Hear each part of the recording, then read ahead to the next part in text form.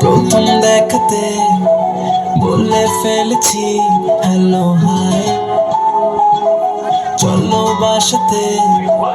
এসির বাতাসে দুজনে করি পেলো ফাইট। বাসায় এসে দেখি বাসায় কারেন্ট নাই, বেবির গরম লাগে গরম লাগে গরম লাগে, তাই আমি অন্ধকারে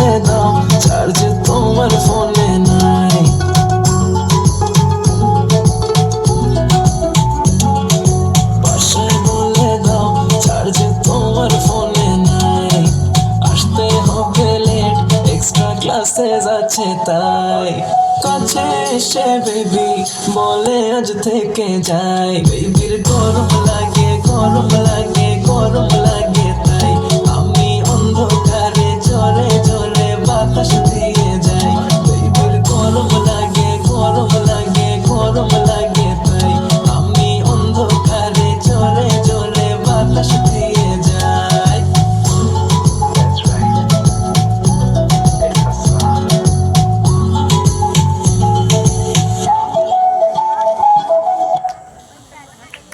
সবাই মিলে আবার জোর করে